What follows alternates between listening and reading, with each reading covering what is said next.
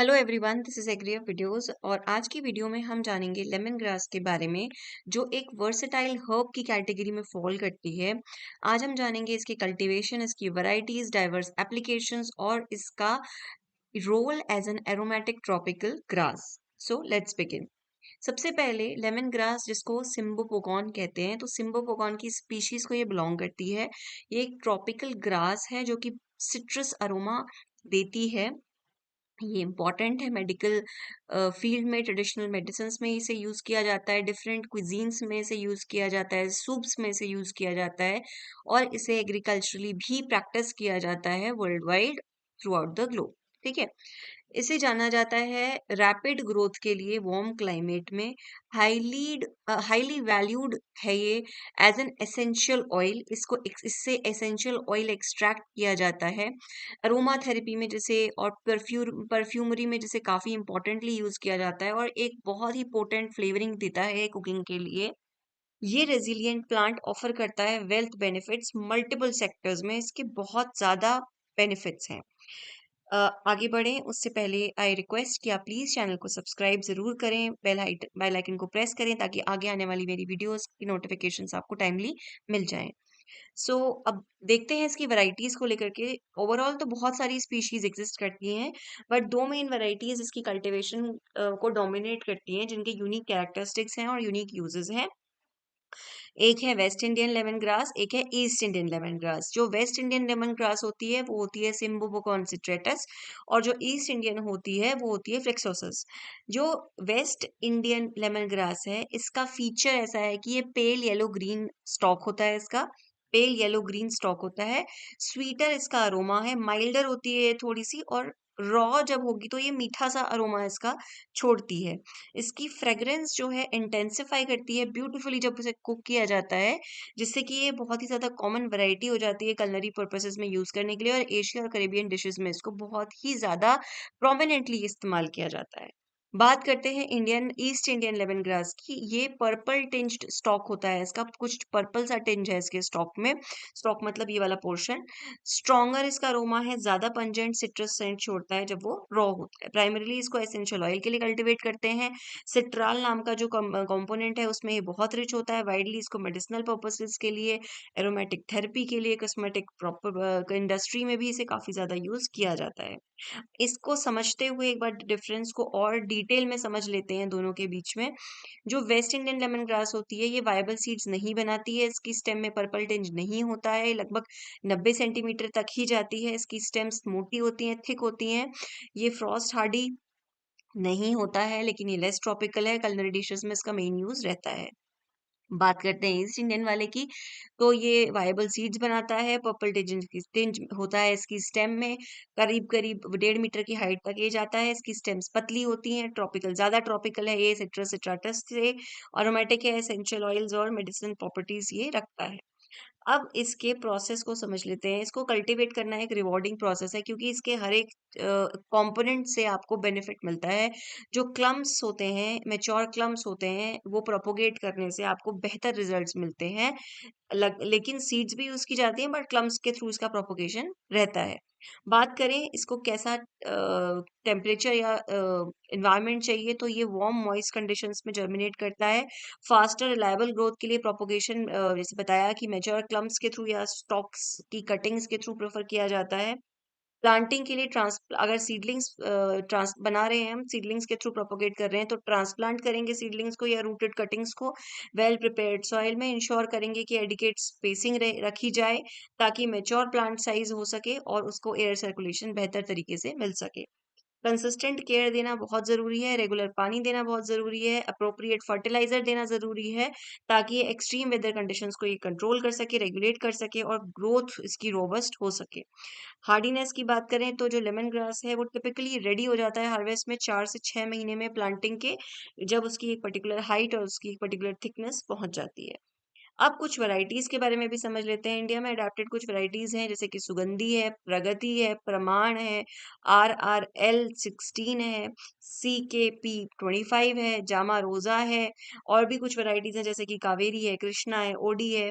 तो ये कुछ हो सकता है कभी किसी एग्जाम में आपको वैसे तो इम्पोर्टेंट ये इतना नहीं इम्पोर्टेंस नहीं रखती हैं, बट इन केस अगर आप कल्टीवेशन की सोचते हैं, उस समय आप इसको ध्यान में रख सकते हैं। और साथ ही कभी आप एग्ज़ाम में प्रेफ़रेंस के तौर पे कभी एमसीक्यू के फॉर्म में क्वेश्चन्स आते हैं, तो उस समय आप इसको आइडेंटिफ़ाई कर सकते हैं कि कौन-सी वैरायटी लेमन ग्रास को बिलॉन्ग करती है या कौन-सी नहीं। अब बात करते हैं ऑप्टिमम कंडीशंस के लिए, तो प्रॉपर थ्राइव कराने के लिए इस क्रॉप को स्पेसिफिक एनवायरमेंटल फैक्टर्स हमें मीट करने पड़ते हैं, ताकि इसकी यील्ड को मैक्सिमाइज किया जाता जा सके। ये थ्राइव करता है वार्म ट्रॉपिकल कंडीशंस में बेस्ट, आइडियली 24 से 35 के बीच में ये ग्रो करता है, बेस्ट टेम्परेचर होता है इसका। फ्रॉस्ट को ये लेकर के काफी सेंसिटिव है, यानी कि उसमें इसकी ग्रोथ जो है रिटार्ड हो जाती है। रिक्वायर करता है कंसिस्टेंट मॉइस्चर, इवन स्पेशली जब ड्राई स्पेल्स होते हैं तब इसको मॉइस्चर की ज़रूरत है।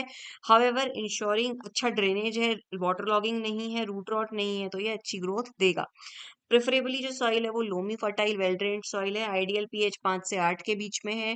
टॉलरेट करता है वाइडर स्पेक्ट्रम, बट एक्सेल करता है ये स्लाइटली एसिडिक से लेके न्यूट्रल सॉइल के बीच में।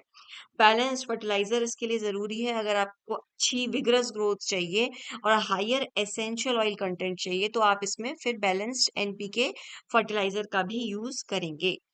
अब आते हैं इसकी हार्वेस्ट को लेकर के, तो प्रॉपर हार्वेस्टिंग और उसके बाद इसको स्टोर करना इंपॉर्टेंट है अगर आपको उसको लॉन्ग टर्म के लिए प्रिजर्व करना है। स्टॉक रेडी हो जाती है हार्वेस्ट की जब वो 1 से डेढ़ मतलब 1 हाफ इंच थिक हो जाती हैं, 12 से 18 इंच टॉल हो जाती हैं, यूजुअली 4 से 6 महीने के प्लांटेशन के अंदर।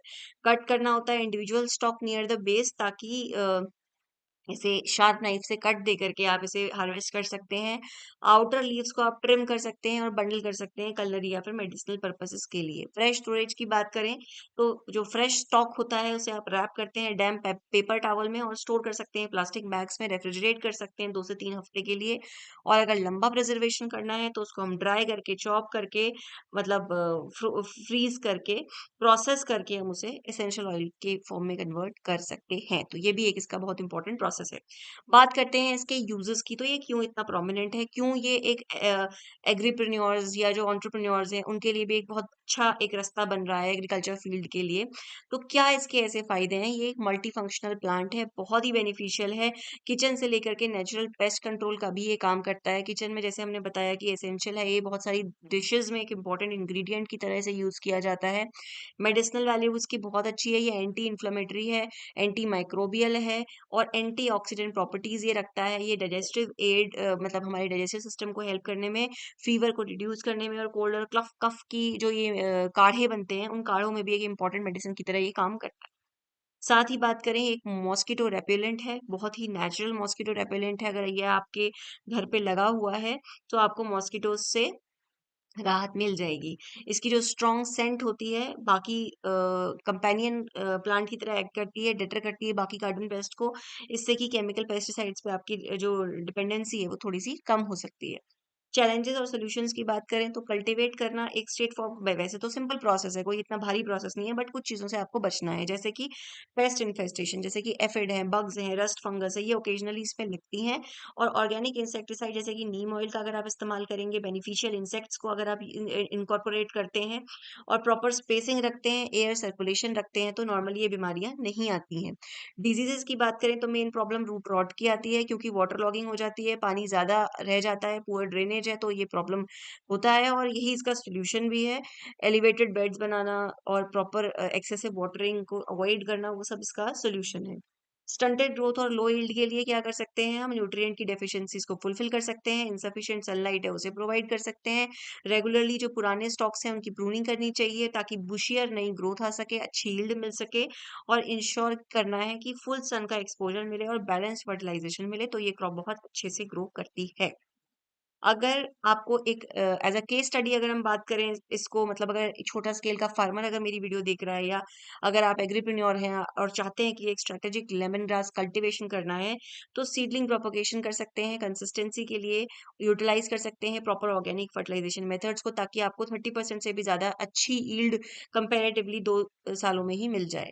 फ्रेश स्टॉक को बेचने के साथ-साथ जो फार्म है वो एसेंशियल ऑयल को एक्सट्रैक्ट करके भी डाइवर्सिफ़ाई कर सकता है, इससे वैल्यू ऐड हो जाती है और आजकल काफ़ी सारी कंपनीज़ हैं जो कि इसको यूज़ कर इसके काफ़ी अच्छी प्राइसिंग वो आपको ऑफ़र करती हैं।